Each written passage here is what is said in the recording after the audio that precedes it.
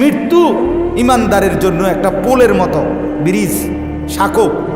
সাঁকো বোঝেন তো না, এই যে হাক্কা কয় সাঁকো। মৃত্যু একটা পোলের মতো ইমানদারের জন্য, যেই পোলের এই পাশে একজন বন্ধু আর ওই পাশে আরেকজন বন্ধু। এ পাশের বন্ধুর নাম মোমেন, ওই পাশের বন্ধুর নাম আল্লাহ। দুই বন্ধু মিলতে পারছে না এই পোলটার কারণে। পোলটা পার হইলেই বন্ধু বন্ধুর সাথে মিলিত হবে, আর এই পোলটাই হলো মৃত্যু। ইমানদার মৃত্যুবরণ করে বন্ধুর সাথে মিলে যায়, এটাকে বলে। অতএব যা করবেন দোস্ত, এখন এখন একটু ফিকির করেন। একজন হলে একজনই ভাইবেন, একজন হলে একজনই ভাববেন যে আপনি বদলানো দরকার, আপনি পরিবর্তন করা দরকার, আপনার ঘর পরিবার ইসলামের আলোকে সাজানো দরকার।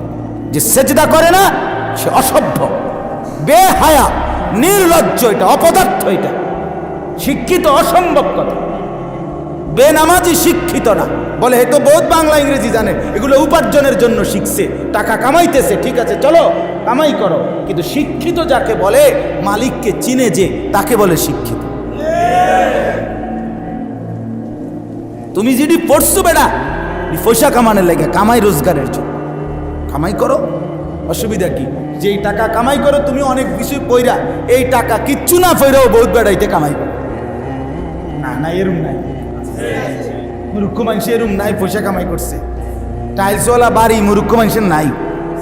তাইলে তাইলে বলেন আলাদা বিশেষত্ব কোথায়? আলাদা বিশেষত্ব হতো তো তখন আল্লাহকে চিন্তা। যে জ্ঞান আল্লাহ চিনায় না সে জ্ঞান জ্ঞান। এই জন্য আল্লাহ প্রথম দিন নবীকে বলছে, বন্ধু আপনারা শুনছেন না, জিব্রাইল বলছে ইকরা বিসমি, এখানে দে এ নাজির ইকরা, পড়ুন। আমি বলছে না, আমি পড়তে পারছি, মা আনা বিকারি। আবার বলছে পড়ুন ইকরা, না। আবার বলছে পড়ুন, না। এটার একটা ব্যাখ্যা, এটা অনেকগুলো ব্যাখ্যা আছে এটার, এর মধ্যে একটা ব্যাখ্যা এটা, নবী সাল্লাল্লাহু আলাইহি সাল্লাম যেন অপেক্ষা করছে, শুধু তুমি পড়তে বলছো, আমি পড়বো না বেটা। যখন চতুর্থবারে জিব্রাইল বলছে ইকরা বিসমি রাব্বিক, আপনার রবের নামে পড়েন, রাসূল বলছে তো পড়লাম, এবার রবের নামে পড়ো। মালিকের নাম বলছো, এখন পড়ো। এতক্ষণ এটা কইলে রাখা, তাহলে কথা বোঝেন নাই? এতক্ষণ এটা কইলে রাখা, এতক্ষণ করলে তো আরো আগেই পড়তাম বেটা। তুমি দি কও ইকরা, হুদা পড়ো, হুদা পড়ো তো পড়তাম না। রবের নামে পড়লে পড়ুন, মালিকের নাম নিয়ে পড়লে পড়ুন, নাহলে বলতাম না। এটা একটা ব্যাখ্যা, এটা আরো ব্যাখ্যা আছে। এজন্য সেটাই পড়া, যে পড়া আল্লাহ চিনায়, বন্ধু মালিক চিনায়। আর নয় তো যে পড়া সেজদা শিখায় না, আখেরাত চিনায় না, সে পড়া দিয়ে তুমি যা উপার্জন করবা, ওই পড়া ছাড়াও বহু মানুষ কি করছে, উপার্জন করছে। আল্লাহ তাআলা বলেন ইন্না জালজালাতাস সাআতি শাইউন আযীম, আমার বান্দা আমাকে ভয় করো, গুনাহ ছেড়ে দাও, নেক আমল করো। কেন? নিশ্চয়ই কিয়ামতের ভূকম্পন অত্যন্ত ভয়ানক, মারাত্মক একটি বিষয়। অর্থাৎ তুমি এটা মনে রাখো, এই জমিন, এই কায়নাত একদিন ইসরাফিল ফু দিবে, কিয়ামত কায়েম হবে। আর সেই কিয়ামতে কায়েম হওয়ার পূর্বে ইসরাফিলের ফু দিলে গোটা কায়নাতের জমিন একসাথে ভূমিকম্প শুরু হবে। আল্লাহ বলে সেই ভূমিকম্পটা হবে অত্যন্ত ভয়ানক, অত্যন্ত মারাত্মক একটি ভূমিকম্প, জালজালা। অতএব তুমি মানো কিংবা না মানো, পৃথিবী আমি রাখবো না, কায়নাত আমি রাখবো, আসমান আমি রাখবো না, জমিন আমি কি রাখবো। এরপর আল্লাহ বলেন এটা যেন, এর অর্থ এরকম যে কিয়ামত আসার পূর্বে পূর্বেই তুমি আমাকে ভয় করো, গুনাহ ছেড়ে দাও, নাই তো কিন্তু চিরেই একটি ভয়ানক ভূমিকম্প জমিনে আসবে, যেটার নাম কিয়ামত, যেটা ইসরাফিলের ফু দিলে শুরু হবে। তখন হালাত কি হবে? ইয়াউমা তারাউনাহা তাদহালু কুল্লু মুরদিআতিন আম্মা আরদাআত। আল্লাহ তাআলা বলেন, ওই ইসরাফিল যখন ফু দিবে আর গোটা পৃথিবীর জমিনে ভূমিকম্প শুরু হবে, কাপ, তখন অবস্থা কি হবে? আল্লাহ তাআলা বলেন, তখন তোমরা সবাই দেখতে পাবে, যারা যারা জীবিত দেখবে যে মা তার কোলে দুধের বাচ্চাকে দুধ খাওয়াইছিল, সেই মা তার দুধের বাচ্চাকে ভুলে যাবে আর পাগল আর মাতালের মতো দৌড়তে শুরু করবে। এই যে আয়াত, অতাদাউ কুল্লু দাতি হামলিন হামলাহা। আর কি হবে?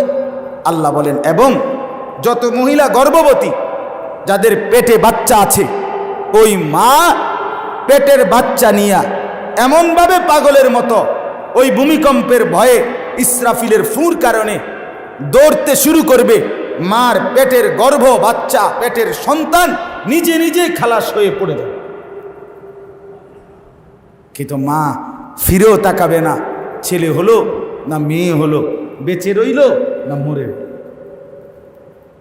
ওয়াতারান নাসা সুকারা, রব্বুল আলামিন বলেন, এভাবে সব মানুষ পাগলের মতো মাতালের মতো দৌড়তে থাকবে।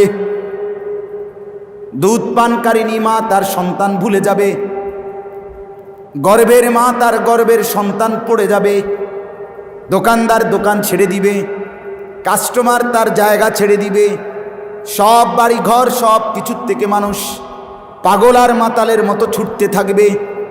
ওমা হুম বিসুকারা, আল্লাহ বলে, কিন্তু এরা কেউ পাগল না, এরা কেউ মূলত মাতাল হয় নাই, তাইলে ছুটছে কেন, দৌড়ছে কেন? আল্লাহ বলেন, ওয়ালাকিন্না আযাবাল্লাহি শাদীদ, কারণ একটাই, এই মানুষগুলো বুঝে ফেলবে কিয়ামত শুরু হয়ে গেছে। এবার আল্লাহ আখিরাত আর হাসরের মাঠ কায়েম হবে, এবার বিচারের মুখোমুখি হয়ে যেই শাস্তি হবে, সেই শাস্তি বড় কঠিন শাস্তি। আল্লাহ বলেন, ওই কঠিন শাস্তির ভয়ে ইসরাফিলের ফু দিলে আর জমিন কাঁপতে শুরু করিলে সব মানুষগুলো পাগল পাগল মাতাল মাতাল হয়ে দৌড়াবে। আল্লাহ মাফ করে দেয়। অতএব কিয়ামত হবেই, পৃথিবী শেষ হবেই। আচ্ছা, যদি বলেন কিয়ামত তো হইতে আরো দেরি আছে, আচ্ছা মনে করলেন দেরি আছে, আরে মনে করেন একেবারে 500 কোটি বছর পরে আরো কিয়ামত পরে হবে, হোক না, আমনে বাঁচবেন নি, কথা বলেন না কেন? তো আমনে না বাঁচলে এরপরে দুনিয়া থাকলেই কি না থাকলে কি? আমি তো নাই, তাহলে আমি মৃত্যুবরণ করা মানেই আমার কিয়ামত শুরু হয়ে যায়।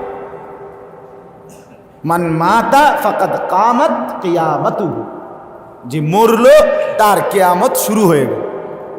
মনে করেন সবাই মঙ্গল গ্রহে ঘরদুয়ার করছে, আচ্ছা করছে আর কি, তো কি লাভ হয়েছে? পৃথিবী না আধুনিক হয়েছে, আমি তো নাই, কথা বলেন না কেন? কাজেই আমি আছি যতক্ষণ, আমার নিজের ফিকির করা ততক্ষণ উচিত, ততক্ষণ উচিত।